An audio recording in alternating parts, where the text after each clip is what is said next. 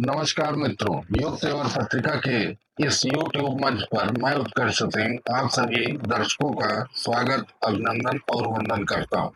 मित्रों, पिछले कुछ दिनों से हम लोकतंत्र की संकल्पना पर विचार कर रहे हैं। इसी कड़ी में आज हम लोकतंत्र की संकल्पना और उससे जुड़ी संस्थाओं के विकास की ऐतिहासिक प्रक्रिया पर विचार करेंगे। जब हम लोकतंत्र की ऐतिहासिक प्रक्रिया पर ध्यान देते हैं तो हम देखते हैं कि आमतौर पर पश्चिमी लेखकों द्वारा प्राचीन ग्रीस को लोकतंत्र का उद्गम स्थल बताया जाता रहा है। वहीं हाल के दिनों में भारतवर्ष को मदर ऑफ ऑल डेमोक्रेसी कहने का रिवाज बढ़ा है। मेरा व्यक्तिगत मत है कि ये दोनों ही कथन अंशतः सही और अंशतः गलत है, क्योंकि जैसा कि मैंने पहले भी कहा था कि नागरिक समानता का विचार लोकतंत्र को आत्मसात करने की चाबी है और समानता का विचार इन दोनों ही महान सभ्यताओं में प्राचीन काल से ही अनुपस्थित दिखाई देता है। संस्थाओं की उपस्थित या अनुपस्थित के तत्व को नजरअंदाज कर दें तो भी आप पाएंगे कि दोनों ही देशों में लोकतंत्र की सुविधा कुछ विशिष्ट वर्गों को ही उपलब्ध थी। खैर, इस बहस को छोड़कर यदि हम लोकतंत्र की ऐतिहासिक विकास की प्रक्रिया पर ध्यान दें तो पाएंगे कि लगभग 1000 से 1500 बीसीई अर्थात ऋग्वैदिक काल से ही हमें भारत में सभा, समिति और विदत जैसी लोकतांत्रिक संस्थाओं की मौजूदगी दिखाई देती। इन संस्थाओं की विशद चर्चा इतिहासकार और लेखक केपी जायसवाल ने अपनी प्रसिद्ध पुस्तक हिंदू पॉलिटी में की है। श्री जायसवाल लिखते हैं कि सभा वैदिक काल की एक सार्वजनिक संस्था थी जिसे अथर्ववेद में प्रजापति अर्थात ब्रह्मा की 2 कन्याओं में से एक कहा गया। दूसरी कन्या समिति थी जिस पर आगे चर्चा की जाएगी। सभा को नरिष्ठा कहा गया। नरिष्ठा बहुत से लोगों द्वारा किए गए उस निर्णय को कहते हैं जिसका उल्लंघन न किया जा सके। संभवतः सभा चुने हुए लोगों की एक संस्था होती थी, क्योंकि सभा शब्द का अर्थ ही है वह समूह जिसमें सब लोग एक साथ मिलकर प्रकाशमान हो। सभा का एक प्रमुख अधिकारी भी होता था जो सभापति कहलाता था। जान पड़ता है कि सभा बुजुर्गों की परिषद थी। वेदों के भाष्यकार ऋषि स्नायण कहते हैं कि हे पितरा पालका पितृभूता वाह हे सभासदो जना। सभा राष्ट्रीय नाले का कार्य करती थी, ऐसा श्री केपी जायसवाल जी का मत या निष्कर्ष कहा जा सकता है। वैदिक काल की दूसरी संस्था का नाम समिति था। समिति जनसाधारण, जिसे वैदिक साहित्य में विशाह कहा गया है, की राष्ट्रीय सभा थी। समिति का सबसे महत्वपूर्ण कार्य राजा को चुनना हुआ करता था। राजा भी समिति में उपस्थित होता था और उसकी यह उपस्थिति उसके लिए अनिवार्य मानी जाती थी। ऋग्वेद में एक मंत्र आता है जहां कहा गया है कि राजाना सत्या समिति रियाना, अर्थात एक सच्चा राजा समिति में जाता है। इस तरह जो राजा समिति को में प्रस्तुत नहीं होता था उसे अच्छा राजा नहीं माना जाता था। समिति में सुंदर वाद विवाद हुआ करते थे और समिति में वाद विवाद करने वाले लोग प्रयास करते थे कि उनके वक्तव्य अत्यंत प्रभावशाली हों और कोई भी व्यक्ति उसका प्रतिवाद प्रस्तुत न कर सके। समिति के सभापति को ईशान कहा जाता था। सभा और समिति की तरह विदत नामक एक तीसरी भी संस्था थी जिसका विषय धार्मिक जीवन की व्यवस्था करना हुआ करता था। ऐसा प्रतीत होता है कि ये तीनों संस्थाएं 700 से 800 बीसीई तक अस्तित्व में रहीं और इनका समय वैदिक काल के प्रायः समाप्त होने तक बना रहा। यह ध्यान रखना चाहिए कि उत्तर वैदिक काल तक भारतवर्ष के ज्ञात इतिहास में साम्राज्यों का अस्तित्व नहीं दिखाई देता। मतलब यह कि राज्य और राजा जैसी संस्थाएं अभी बहुत अधिक शक्तिशाली नहीं हो पाई थी। जैसे जैसे यह संस्थाएं शक्तिशाली हुई, इन वैदिक संस्थाओं का महत्व भी घटने लगा। यह भी ध्यान रखना होगा कि यह संस्थाएं भौतिक रूप से तो समाप्त हो गईं, किंतु इनके द्वारा स्थापित परंपराएं और इनका प्रभाव समाप्त नहीं हुआ, बल्कि सतत बना रहा। इन संस्थाओं से उत्पन्न विचार सदैव बने रहे, भले ही वे प्रतीकात्मक क्यों न रहे हों। उदाहरण के लिए, सभी हिंदू राजाओं के राज्याभिषेक के समय, यहाँ तक कि 17वीं शताब्दी तक जब मुस्लिम प्रभुत्व बन चुका था, इन विचारों या परंपराओं को स्थान दिया जाता रहा। मसलन राजा को 11 रत्नियों के घर जाकर उन्हें रत्न हवियां देनी पड़ती थी। इन रत्नियों में महर्षि अर्थात राजा की पत्नी, जिसमें ववाता मतलब छोटी जात की पत्नी और पाला गला अर्थात शूद्र पत्नी भी शामिल होती थी।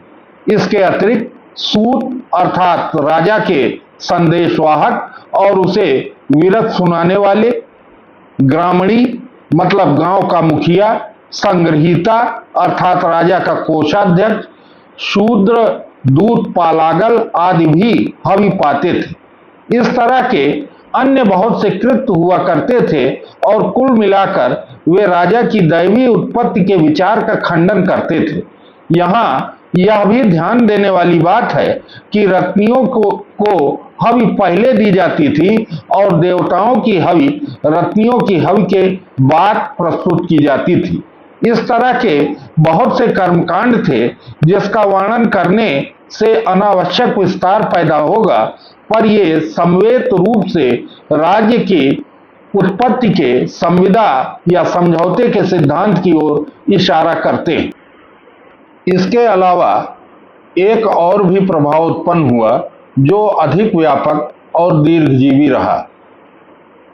यह संभवतः वैदिक संस्थाओं द्वारा विकसित परंपराओं और संस्कृति का प्रभाव था, जिसने उत्तर वैदिक काल के बाद आए महाजनपद काल में गणराज्यों के निर्माण को प्रोत्साहन दिया।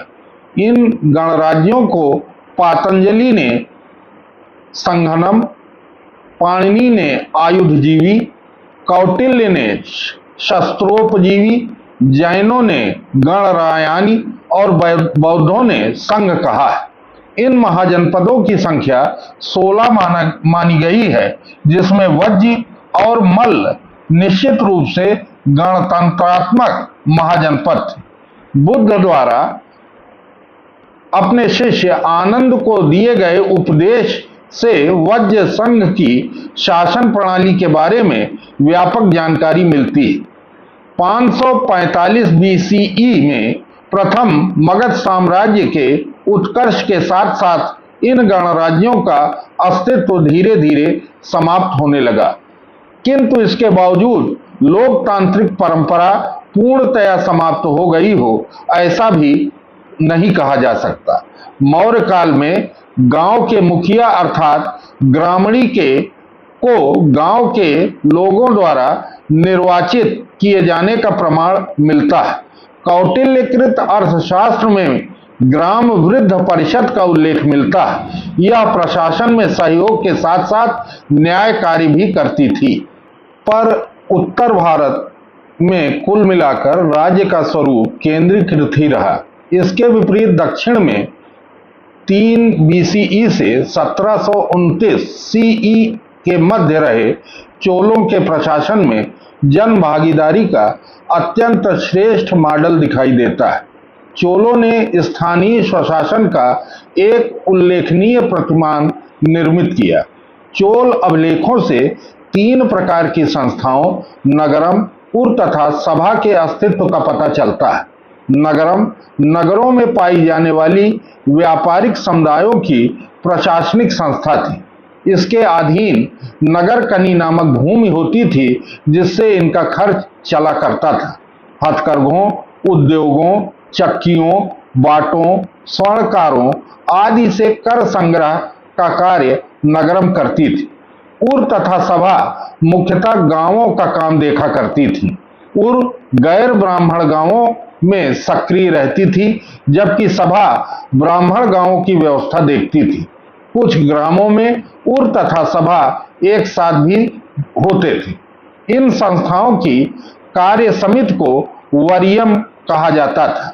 919 सीई के उत्तर मेरूर अभिलेख से समिति के सदस्यों की अर्हता का विस्तृत विवरण प्राप्त होता है, जिसमें आयु, शिक्षा, कर देयता आदि मानदंडों को लिया गया था। सदस्यों का चुनाव लॉटरी सिस्टम द्वारा 1 वर्ष के लिए होता था। उद्यान समिति, तालाब समिति, न्याय समिति, ग्राम कार्य समिति, निरीक्षण समिति, लेखा समिति आदि समितियां एक साथ काम करती थी। ये बैंकिंग का भी काम करती थी और ग्राम की लगभग सभी व्यवस्थाएं इनके द्वारा निष्पादित की जाती थी। चोलों के स्थानीय स्वशासन पर शूद्रों को स्थान न देने का आरोप लगाया जाता है, पर गांधीवादी विचारक धर्मपाल ने इन आरोपों का खंडन अपने विस्तृत शोध के आधार पर किया है।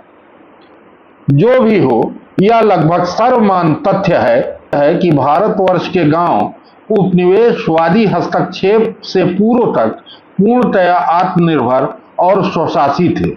केंद्रीय सत्ता से इनका संबंध केवल कर भुगतान तक सीमित था और इस्लामी शासन ने भी प्रायः इनमें न के बराबर हस्तक्षेप किया। यहाँ मैं 1835 में भारत के कार्यवाहक गवर्नर जनरल रहे चार्ल्स मैकटाफ का कथन उद्धृत करना चाहूंगा, जहां मैकटाफ कहते हैं कि ग्रामीण समुदाय छोटे गणराज्य हैं, वो लगभग सभी कुछ है जिन्हें उन्हें प्राप्त करने की जरूरत है और वे लगभग किसी भी बाहरी संबंध से लगभग आत्मनिर्भर है। वंश के वंश गुजर जाते हैं, क्रांति के बाद क्रांति होती है। हिंदू, मुगल, पठान, मराठा, सिख, अंग्रेज बारी बारी से शासक बनते हैं, परंतु ग्रामीण समुदाय वैसे के वैसे बने रहते हैं। 1857 के बाद शुरू हुए राष्ट्रीय आंदोलन के दौर में भारत की जनता अपने आगामी लोकतांत्रिक भविष्य की तैयारी कर रही थी, जिसका प्रतिफल भारतीय स्वतंत्रता अधिनियम के रूप में प्राप्त हुआ। किंतु इसके पूर्व ही 1946 के कैबिनेट मिशन के तहत भारत की संविधान सभा बन चुकी थी। 9 दिसंबर 1946 को संविधान सभा की पहली बैठक हुई और 2 वर्ष 11 माह 18 दिन बाद 26 जनवरी 1950 को इस संविधान को लागू कर दिया गया। भारतीय लोकतंत्र का वास्तविक इतिहास इसके उपरांत ही आरंभ होता हुआ दिखाई देता है।